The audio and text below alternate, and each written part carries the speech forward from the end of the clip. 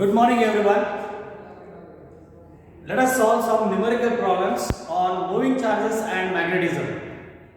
Okay? Consider first problem. An alpha particle and a proton are moving in the plane of a paper. Suppose this is the plane of the board. In your case, it is plane of the paper. In a region where there is a uniform magnetic field directed normal to the plane of the paper. These cross marks indicate magnetic field lines normal to the plane of the board. So this indicates uniform magnetic field perpendicular to the plane of the board inwards. Cross marks indicate field lines are pointing inwards. If the field lines are pointing outwards, you will see the dots. Okay? These are representing the magnetic field lines pointing inwards. If the particles have equal linear momentum, this is the condition. If the particles have equal linear momentum, that is product of mass and velocity, if they are having same, what will be the ratio of their radii of their trajectories in the field? So the main concept here is, when a charged particle, say Q of mass m, enters into a magnetic field with velocity v. If a charged particle of mass m having velocity v enters into a magnetic field, it experiences a Lorentz force. Force experienced by a charged particle is given by QV cross B, where the force is the result of cross product of B cross B, where B is the velocity vector and B is the magnetic field. And here magnetic field is perpendicular to velocity vector. Therefore, it becomes QVB sin 90. Sin 90 is 1, so it becomes QVB, and it experiences maximum force. This is called Lorentz force, magnetic Lorentz force, and the force is perpendicular to the plane containing velocity vector and magnetic field. Here, if this is velocity vector and magnetic field is inverse, you see the thumb V cross B. You can use right hand grip rule. V along the fingers. This is the V, and you see the turning of fingers towards B. It is turning inwards, and you see the thumb. The thumb is pointing upwards. So it experiences a sideway force, that is called Lorentz force. As a result, it undergoes a circular path. Everywhere it experiences a perpendicular force. As a result, the particle undergoes a circular motion. It undergoes a circular motion with uniform speed, uniform circular motion. So this is what we have studied in the concept of a force experienced by a charged particle moving with velocity v in a magnetic field B. Okay, here the magnetic field B is perpendicular to the charged particle. Okay, then radius of this is given by radius of the trajectory. We have derived this using the concept that centripetal force, look at this, the centripetal force here is mv square by r, where m is the mass and v is the velocity. So in order to get the radius of the thing, the radius of the trajectory, we must remember centripetal force mv square by r is provided by the Lorentz force. The Lorentz force here is force experienced by moving charge, that is QVB. So if you cancel this,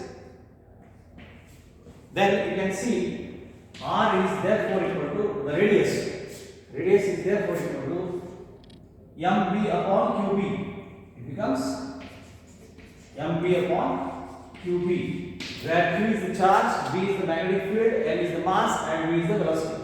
So the radius of the trajectory is inversely proportional to charge, directly proportional to the momentum, inversely proportional to the magnetic field. Look at this. The radius of the trajectory Thus I am writing R is equal to mv upon qb. This problem is carrying 2 marks. Okay. Remember the condition, the moment of the charged particles are same. Here okay, now we'll write the charge of these particles. If charge of proton is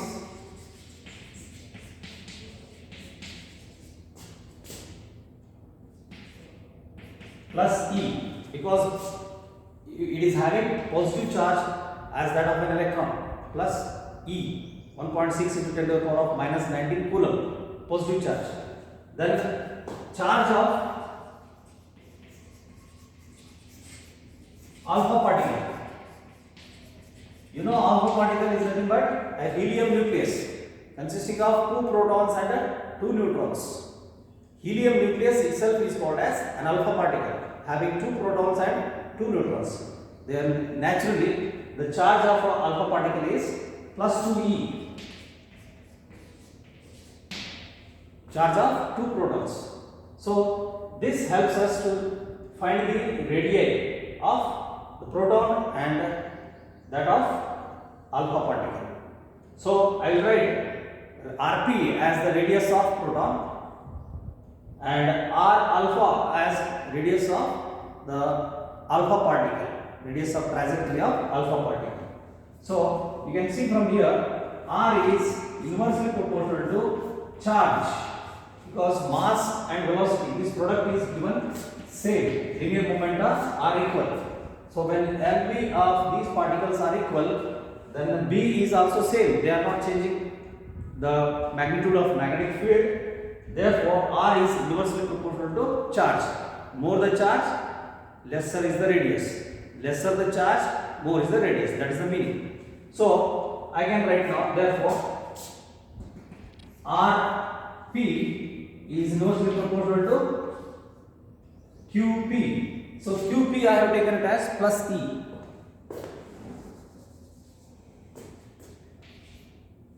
And R alpha, radius of trajectory of alpha particle, is inversely proportional to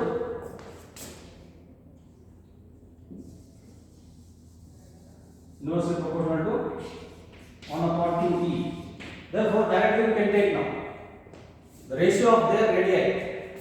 Therefore Rp upon R alpha becomes equal to, just take the ratio, 1 upon E, because remaining things are all constant. mv upon Q, mv upon B, mv upon B cancels. So you are left with only 1 upon E divided by 1 upon 2E. Therefore E cancels, 2 comes to the numerator, so it becomes 2:1. Therefore Rp is to alpha, Rp is to R alpha is equal to 2:1. So this is the way you have to solve the problem. This is for 2 marks. Okay. So remember here, radius of a trajectory of a charged particle moving with velocity v with mass m is given by R is equal to mv upon qb, which is obtained by the condition that the centripetal force required for circular motion of the charged particle is provided by the Lorentz force, that is sideways Lorentz force, mv, that is qbb, right? Now let us solve one more problem.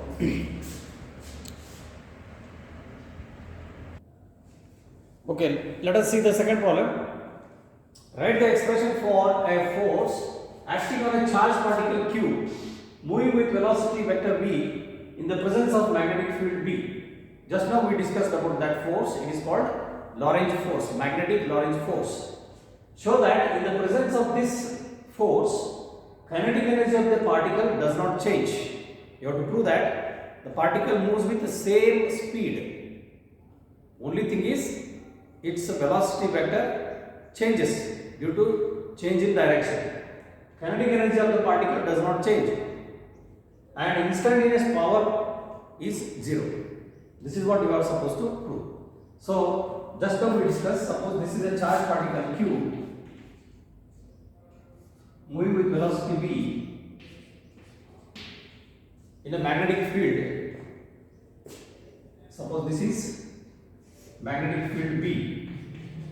If the angle between them is theta, then it experiences a Lorentz force which is perpendicular to both velocity vector and B vector. So that is given by F, which is understood with the help of right hand grip rule. So turn the velocity vector, this is velocity vector, turn the velocity vector towards B and see the thumb points upwards. So right hand grip rule, Maxwell's right hand grip rule. Maxwell's right hand grip rule. So, or Maxwell's right hand thumb rule. So you can see here the thumb points in the perpendicular direction, perpendicular to both velocity and the magnetic field, which is given by F is equal to QB cross B. So this Lorentz force depends on the velocity vector and magnetic field vector. If the charged particle is at rest, then the magnetic Lorentz force becomes 0. So only when the charged particle is having certain velocity in the presence of magnetic field, then it experiences a magnetic Lorentz force due to magnetic field. This is called magnetic force due to field B, magnetic field B on moving charge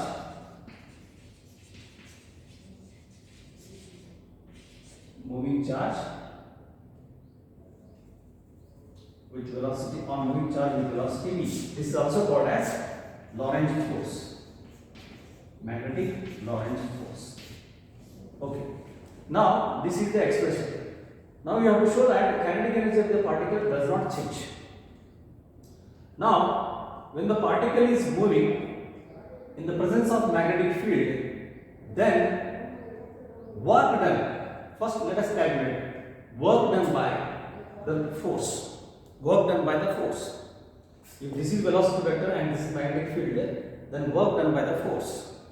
Work done by the force is given by force into displacement vector, so that we can apply work energy theorem. Work done by the force is equal to change in kinetic energy, right? So using work energy theorem,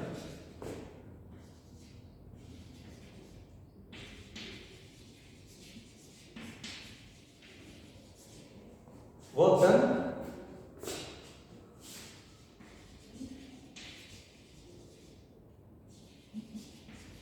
by the force is equal to change in kinetic energy. Let us calculate this left hand side, work done by the force. Work done by the force, F is equal to force dot displacement. And you see the displacement is along velocity vector and force is perpendicular to velocity vector. So what is the angle between force vector and velocity vector? 90 degree. Therefore I can write Fs cos 90. You must remember the dot product. Vector A dot vector B equal to AB cos theta, right? Therefore Fs cos 90, the angle between velocity vector and the force vector is same as angle between displacement vector and the force vector. So it becomes Fs cos 90. So cos 90 is 0. Therefore it becomes 0.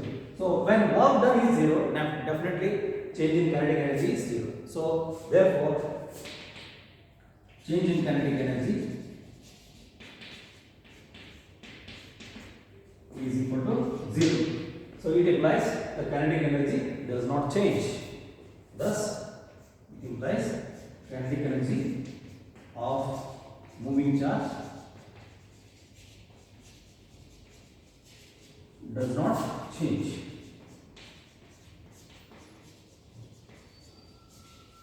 As long as magnetic field is constant, the kinetic energy does not change because the speed also remains constant. So kinetic energy does not change. So kinetic energy remains same. In the same way, we can prove what is the instantaneous power. Instantaneous power is given by F dot V, velocity, force vector dot velocity vector. So force vector dot velocity vector, again you can see here the angle between F and V vector is 90 degree, sorry. The angle between force vector and velocity vector is 90 degree. So F V cos 90 becomes 0. Therefore instantaneous power is also 0. So this is A. I can write here itself B. Power P is equal to F dot velocity vector. F dot velocity vector. So again it becomes P is equal to F V cos 90. Cos 90 is 0. Therefore, instantaneous power is 0. That's how we prove the second problem. That is instantaneous power is 0. So this is asked for 3 marks. Simple. Question is very simple. Okay. Now let us see one more problem.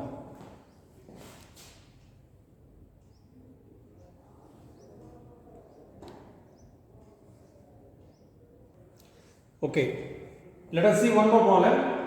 A straight wire carries a current of 10 amperes. An electron moving at, this is an electron moving at 10 raised to 7 meter per second is at a distance of 2 centimeter from the wire. It is at a distance of 2 centimeter from the wire. Find the force acting on this electron if its velocity is towards the wire. The velocity of the electron is towards the wire. Its velocity magnitude is given 10 raised to 7 meter per second. Remember, from the Oersted experiment, we have understood that a current carrying conductor, a current carrying wire or a current carrying conductor is associated with the magnetic field. Right? If this is the current carrying conductor, look at this. If this is the current carrying conductor, the pointing end of the pen I am showing the direction of current. Then the magnetic field is surrounding this in the form of circular field lines. And I can show here, if this is the direction of current, then the magnetic field is given by the curling of the fingers. Stretch the thumb pointing upwards. This is the thumb pointing upwards. The direction in which the fingers curl, that gives you direction of magnetic field. So here the direction of magnetic field due to current carrying conductor is pointing inwards. If here it is, I am just showing cross. The cross shows the direction of magnetic field pointing inwards. That is, it is acting perpendicular to the plane of the board inwards due to the current. So that magnetic field is the acting on the moving charge. So magnetic field when acts on a moving charge, the moving charge experiences Lorentz force. So we can calculate what is the Lorentz force. So before that we need to calculate what is magnetic field. So first, magnetic field due to a current carrying conductor. Magnetic field due to a current carrying conductor.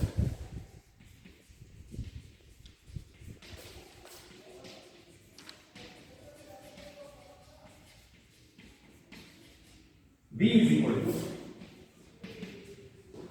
these things you have already derived. B is equal to mu naught upon 4 pi, mu naught upon 4 pi into 2I upon R, 2I upon R, where I is the current and R is the distance. I is the current and R is the distance from the current carrying conductor, distance of the point. Now mu naught is a permeability of free space. Mu naught is a permeability of free space, which is given by 4 pi into 10 raised to minus 7 Tesla meter per ampere. Tesla meter per ampere. This is the permeability of free space. So when the mu naught is divided by 4 pi, 4 pi cancels. So we get standard equation mu naught upon 4 pi now becomes 10 raised to minus 7. It is easy to remember. Tesla meter per ampere. So directly I can substitute what is mu naught upon 4 pi. And then substitute the value of current I and substitute the value of the distance R. Here I is equal to 10 amperes and the distance of the electron is 2 centimeter. So you have to convert it into SI unit. 2 into 10 to the power of minus 2 meter. 2 into 10 to the power of minus 2 meter. So therefore V is equal to, directly I am substituting, 10 raised to minus 7 into 2I, 2 into 10, because current is 10 ampere, divided by R is 2 centimeter, 2 into 10 raised to minus 2. This gives us the magnetic field, right? So 2 cancels, so this becomes 10 raised to minus 2. When it comes to the numerator, you see it becomes 10 raised to plus 2. So 10 raised to plus 2, so 10 raised to minus 7 plus 3. So it becomes 10 raised to minus 4 Tesla. So that is the magnetic field. So SI unit of magnetic field is Tesla, 10 raised to minus 4 Tesla. So 10 raised to minus 4 Tesla of magnetic field is acting perpendicular to the direction of velocity vector of the electron, right? Then when a charged particle like a proton or an electron or any, for that matter, a charged particle of charge Q moving at velocity v in a magnetic field, it experiences a Lorentz force. The Lorentz force is given by F equal to QVB sin theta. So the angle between magnetic field and the velocity vector here is 90 degrees. So we can very easily calculate what is Lorentz force, right? So before that, this is the magnitude of magnetic field. Then write the direction. The direction is pointing inwards, perpendicular to the plane of the board. In your case, it is perpendicular to the plane of the paper, pointing inwards. Therefore, I have shown the cross mark. The cross mark means it is the tail end.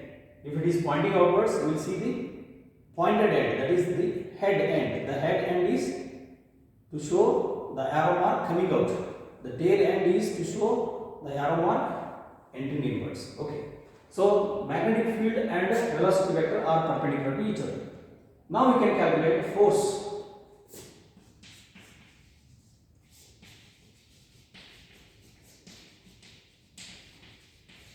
Force experienced by the moving electron.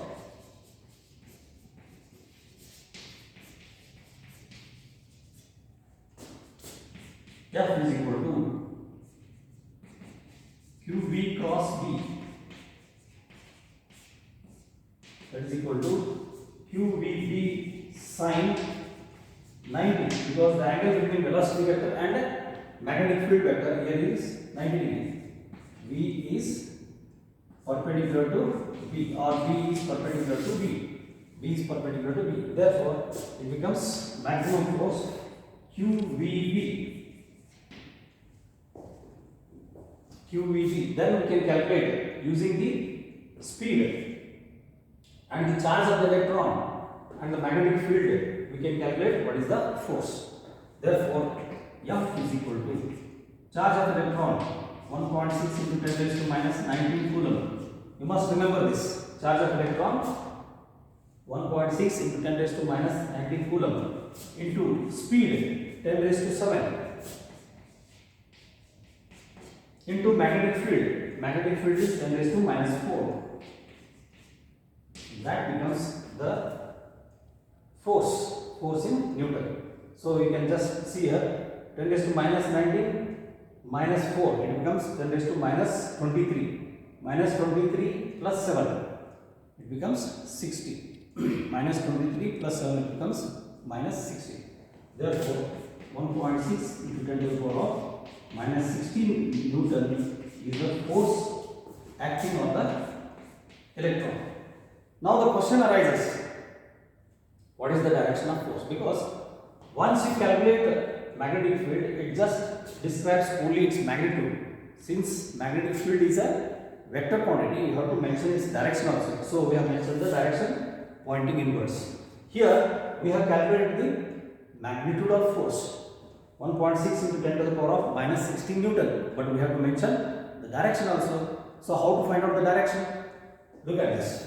The electron is a negative charge having a velocity towards the conductor, current carrying conductor.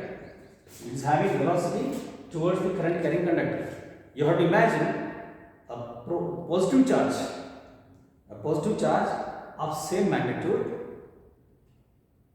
moving away from the conductor with velocity 10 raised to 7 meter per second. Negative charge moving towards the current carrying conductor is equivalent to same amount of positive charge moving away from the conductor. Then we can find out what is the exact direction of force, QV cross B. Because here Q is positive charge, then it becomes easy. So it is equivalent to considering a positive charge plus E moving away from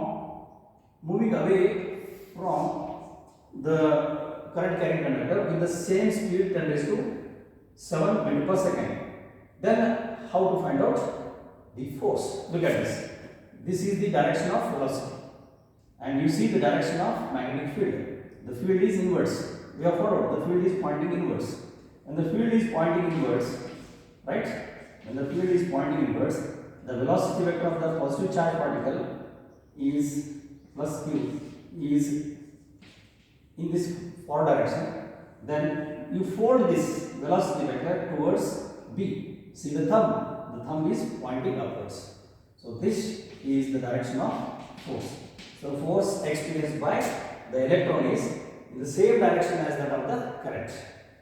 So using the Maxwell's right hand grip rule. Maxwell's right hand grip rule.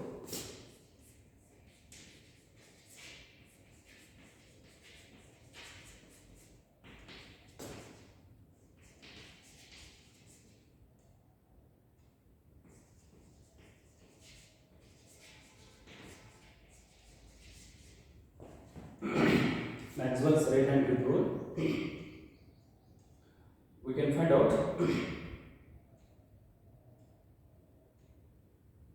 Yes, even Fleming's left hand rule also. Stretch the first three fingers of your left hand mutually perpendicular to each other. Mutually perpendicular to each other, such that the forefinger represents the direction of field. Forefinger for field. Central finger for motion of charge. Then you see the thumb. The thumb shows the direction of force. So in this case, if you use the left hand, Fleming's left hand rule, stretch the first three fingers of your left hand mutually perpendicular to each other to represent the forefinger for the direction of magnetic field, central finger for the direction of moving charge. The thumb represents the direction of force. Therefore, force is acting vertically upwards. Using Maxwell's right hand grip rule or Fleming's left hand thumb rule. FLT rule means Fleming's left hand thumb rule. The force is vertically upwards. Vertically upwards means the electron experiences the force vertically upwards in the same direction as that of the current. So this is how we find out both the magnitude as well as direction. Okay, you must be very particular about these equations. You must derive these equations, then solution of the problem becomes simple. Now based on the same, I will give you one problem to solve yourself.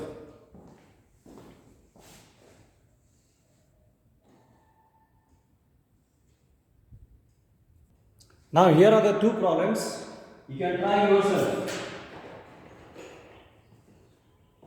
A long straight wire in the horizontal plane carries a current of 50 ampere. Suppose this is a long straight wire in the plane carrying a current of 50 ampere.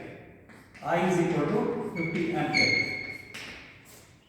from north to south direction. Suppose you take this one as north and this is south. The current is flowing from north to south direction. Give the magnitude and direction of B at a point 2.5 meter east of the wire. Suppose this is a point which is at a 2.5 meter from here. R is equal to 2.5 meter. You are just asked to find out what is the magnetic field. Very simple problem. And you are not only asked to find out the magnetic field, you are also asked to find out the direction. Just now we have solved B is equal to mu naught upon 4 pi into 2I upon R. That's it. That gives you magnetic field. Very simple problem. Second problem. An electron of kinetic energy 25 kilo electron volt moves perpendicular to the direction of uniform magnetic field of 0.2 millitesla. There is a magnetic field, right? And it is moving perpendicular to the direction of magnetic field. Suppose magnetic field is perpendicular to the plane of the board, pointing inwards. An electron with such a high kinetic energy, 25 kilo electron volt, is moving perpendicular to the direction of magnetic field. Definitely it undergoes the uniform circular motion. As we have studied, it experiences Lorentz force and undergoes the circular motion, uniform circular motion. Calculate the time period of rotation of the electron. Calculate the time period of rotation of the electron in the magnetic field.